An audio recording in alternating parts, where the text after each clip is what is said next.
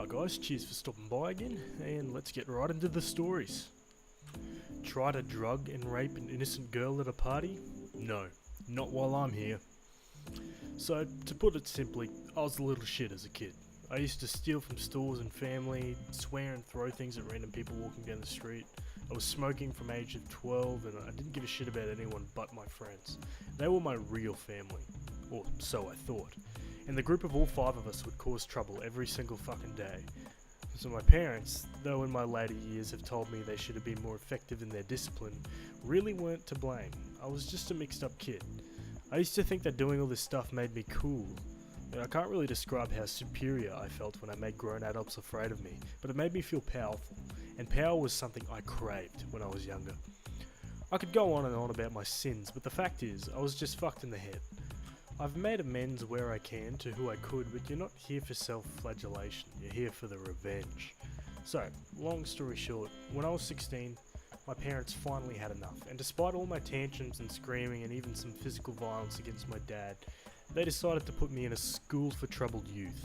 I call it a school, but what it really was a military institution that taught discipline in the most brutally effective ways, while throwing in some literacy and numeracy classes along the way. Without going into too much detail, I'll say that this school changed me. While aggressive, violent, cocky and near homicidal when I was first dumped onto their doorstep, the men who ran this camp broke me down. I was there for just over a year. No phone calls, no visits home, no access to the outside world. For one whole year I had this camp and these counsellors, these real life hard-ass men, teach me just how much of a shit stain I really was. So by the end of my second summer I was a changed kid. I'd fought and screamed and gotten my ass kicked more times than I can count, but eventually I was beaten down. These men taught me that the real men simply don't act the way I did, and that the type of path I was headed down would lead me either in jail or dead. They were brutally honest about it, especially this one counsellor, Jay. By the end of my stay, I considered Jay like a second father. Though I hated him at first for making me feel inferior, he really did me a favour, teaching me how toxic my behaviour was. And to this day, I still think of him as something of a hero. He was the main person who deemed me ready to return home. But the backstory is getting really long, so let's get to the real story. When I returned home, I'd changed from an abusive little prick to a somewhat civilised young man, ready to take on my last year of high school. I was nervous to go back, since I'd adapted to the disciplinary school lifestyle, but I was also excited. I missed my friends and hoped they would just accept me back, despite the fact that I hadn't spoken to any of them in over a year. And to my relief, I was accepted back, with open arms. And one of my closest friends had moved states since I'd been away, but the other three were ecstatic to see me. Over the next few weeks I settled down. I didn't spend a lot of time with them outside of school. My parents were kind of testing how much I'd matured since returning, and were setting boundaries on when I could go out, how long I could stay out, where I could go, etc. I was determined to prove them I wasn't the same fuck-up that had ruined their lives all those years, so I followed their rules, and so I only really talked to my friends during school. All of this is relevant because of what happened next. I joined the school football team all three friends were a part of, and one evening after practice, all my teammates were in the gym, sweaty and dirty but pleased with ourselves. I was laughing and chatting with my three best friends so much I didn't really notice that we were the last left in the gym. But that's when the conversation started turning bad. One of my friends, I'll call him F1, friend 1 for simplicity, started telling me about a college party they were all planning on going to, and how they'd been crashing college parties for a few months now, since it was easy to access to girls and booze. I was hesitant about it because I didn't think my mum and dad would agree to let me go, but then F1 started talking about this girl he was planning on inviting. A girl who went to the same school as us, but not one I thought F1 had any real relationship with. I knew her, but I didn't know her. He started to tell both my other friends and me that he'd been trying to get her into bed for a while, and she kept making excuses, so he planned on taking her to the party and finally smashing. When I asked him, in a joking way, "What makes you so sure she won't reject you again?" He looked at me dead in the eye and said as casually as you please, the most chilling sentence I've ever heard in my entire life. "I'm just gonna slip something in her drink. It'll loosen her up, no problem."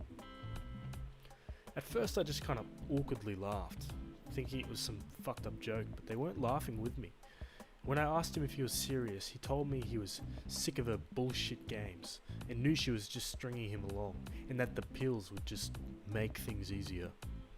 couldn't believe my fucking ears. I excused myself from the conversation pretty quickly and practically bolted home, most likely driving through several stop signs, but I don't really remember. I spent the whole night convincing myself my friends were just messing around. A few more days passed and the conversation in the locker room is all but forgotten, though they hadn't shut up about the party and kept insisting that I just sneak out and join them. I got called a pussy repeatedly for telling them I wasn't going because of my parents, but again I just brushed it off. Then the shit finally hits the fan. During yet another after-school training session, we all end up in the last of the lockers, and everyone does something I never would have expected in 1,000 fucking years.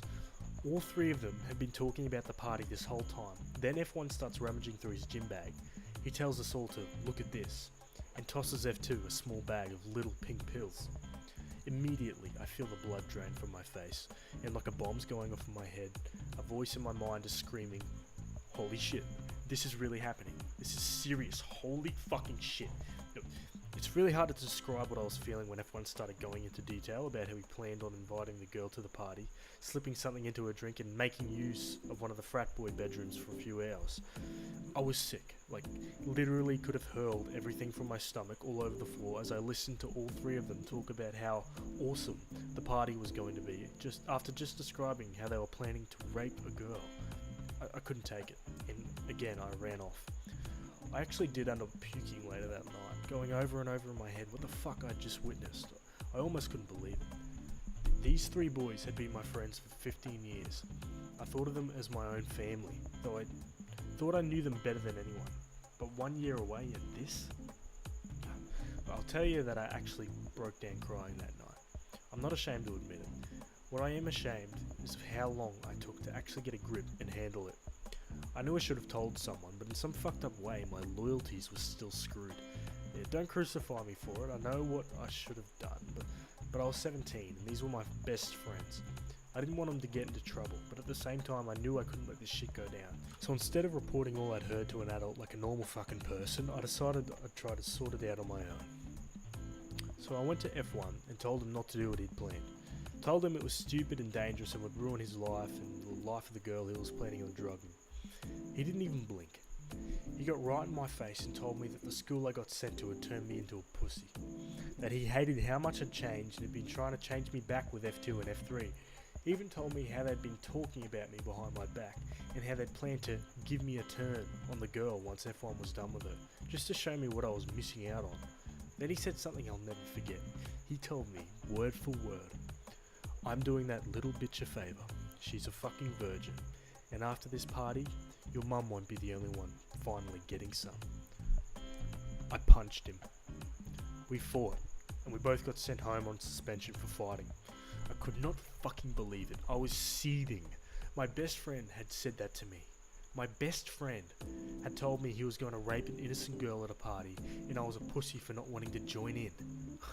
I was disgusted, sickened to my core, and I was done with him. My parents were disappointed I'd gotten suspended so shortly after coming home, but I just sat quietly while my mum cried and my dad screamed at me. I know now that I should have told him, but after what F1 said to me, I had this insane notion in my head that I was going to get him back all on my own. And now to the revenge. After a weekend of being grounded, I went back to school, and the first thing I did was seek out F1. He was about as bashed up as I was, but he was sporting a nice black eye from where I'd hit him in the face. Friend 2 and friend 3 were standing with him, and they all glared at me as I approached them. And then I did something that made me feel sick. I apologised to him. I told him I was sorry I hit him, that he was right. I had changed, and I hated what school had done to me, and I wanted to go back to being the old me again. And surprisingly, they all bought it. F1 and I even hugged it out, and I put the cherry on top when I told them I'd be coming to the party. Now, for my dumbass teenage plan. First, I started recording them whenever we were alone together. I wanted to get everything they said about the party and the girls they were planning on victimising on tape. I knew I needed some kind of proof, or it would just be my word against theirs.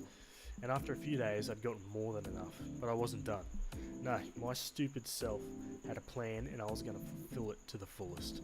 So the next thing I did was track down the girl, take her aside, and tell her everything. She was pissed and scared, but I begged her not to go to the police or tell anyone. I now know that this was stupid as well, but for some reason she listened to me. I had a plan. A crazy, stupid plan to teach them all a lesson. So I told her to tell F1 that she was going to meet him at the party, but to just stay home so she could be safe. Later that day, F1 started bragging about how the girl had accepted his invitation and everything was going to plan. And I sat there, phone half out of my pocket, recording the whole damn thing. So, night of the party finally rolls around and I sneak out because, I was grounded. I think it's worth mentioning that I wasn't filled with vindication and self-righteousness throughout the whole night. I was second-guessing myself. I had doubts, but in some strange way I felt betrayed. These three boys had been my brothers since before I could throw a punch, and I felt betrayed that they'd gone down this road. What fucked me in the head even more was the possibility that I might have been just like them if my parents hadn't sent me away. It was a strange moment of realisation to come to in the middle of a crowded frat house surrounded by drunk idiots, but you take what life throws at you. So the night goes on and F1's getting steadily more frustrated that the girl he invited hadn't shown up. I'd made sure to keep him in my sights for the whole night, not wanting him to decide that any old girl would do if he couldn't take the one he wanted. I kept an eye on all of them, watching as they drank and drank while I stayed as level-headed as possible with some water and a beer can. And when midnight came, all three of them were plastered, and I knew that all the girls at the party would be safe by then. By this time the crowd was dying down, and a few people who couldn't hold their liquor were already passed out around the house. And now was my time to shine. While all three of them were occupied with a drinking game, I hunted in F1's bag and found the bag of little pink pills. And here's where I did something I'm not particularly proud of, but I'll tell you anyway. I slipped one pill into 3 beers each and handed them to my friends, and then waited. Didn't take long before all three were passed out on the floor, along with quite a few other party guests. I then took out a black permanent marker pen from my bag and wrote "rapist" on all three of their foreheads, took pictures and immediately uploaded them to our school's Facebook page, so everyone who attended our school would see. Admittedly, I didn't really think this part through, since I not only did this in full view of every other conscious person at the party, but also knew the photos wouldn't last long on the school site before they'd be taken down. But since it was a small school in a small town, I didn't doubt that a whole bunch of people would see it before a teacher removed the photos, and that's exactly what I wanted. Next came the recordings. When I got home, I got a verbal bludgeoning from my parents for sneaking out, but they stopped when I finally told them what had been happening. They were both shocked and a little disbelieving, but when I played them both the recordings I'd saved on my phone, they were just as sickened as I was. I was silent in the car as my dad drove me to the police station, receiving a lecture about how I should have just come to him in the first place, and what I'd done at the party wasn't necessary, but I felt like it was at the time. My phone had already blown up with other students commenting on the pictures of my 3 ex-friends with rapist written on their foreheads, and while a lot just laughed at them, many were questioning if there was any truth to it. It was what I wanted. I wanted everyone to know who they really were, so that they had nowhere to hide. The hours at the police station were admittedly very scary. I was still debating with myself whether or not I did the right thing, but my friends had chosen their own fate. I still felt hurt and betrayed they'd allowed themselves to become this way, and even thought I felt a little guilt for potentially ruining their future. I did what I thought I had to be done. And long story short, the recordings were enough to get them all on charges of planning to commit a crime. Since the girl F1 had been planning on drugging had been named, her parents were understandably furious and demanded all 3 of my ex-friends to be arrested. I would have been too, were it not for the girl telling her parents, and the courts, that I had warned her to stay away from F1 and the party. I was charged for the use of an illegal substance, since I admitted to using the pills on my 3 ex-friends, and also for battery, since the permanent marker was seen as a form of assault, but luckily I never got jail time. I did get a boatload of community service though. All 3 of them were tried as adults, in a case of attempted rape, but only F1 got actual jail time, since he was the one who'd gotten the pills and was the only one who admitted to wanting to use them. The other 2 only got probation and community service for being accessories, but were completely shunned in our town. No one ever let them forget. I was prepared for the backlash, ready to be jumped by them or something, but strangely enough, I think seeing F1 go to jail for what he did knocked some sense in the other 2 of them, and they wised up enough to actually get into college without football scholarships, and so were both kicked off the team. They never came anywhere near me again, which surprised me, but I no longer cared. In my mind, my friends were dead to me, long before all of this went down, and by the time I moved away to college, it was all behind me. I'm in my final year of college now, and I still think about those 3 sometimes. I think about how, if my parents hadn't sent me to that special school, I may have ended up just like them. Oddly enough, I do miss them at times, but I know it's the memory of the kids I miss, not the men they turned into. I thanked my parents continuously for sending me to that place, and even got some approval from Jay when I felt man enough to tell him what had happened. I don't know what will happen to F1 when he gets out of jail, but part of me hopes he learns his lesson and moves on with his life, like I have. Jay called me a few days ago just to check up, and I told him this whole story, which is kind of why I'm telling the internet now. I guess the moral is to stand up to your friends when you know they're doing wrong, but maybe not in the stupid way I did. Always involve others more qualified to deal with situations you're not sure about, even if you're a headstrong, stubborn as fuck teenager who thinks you know everything. Thanks for watching, guys. Make sure you subscribe for more videos, and I'll see you in the next one. Cheers.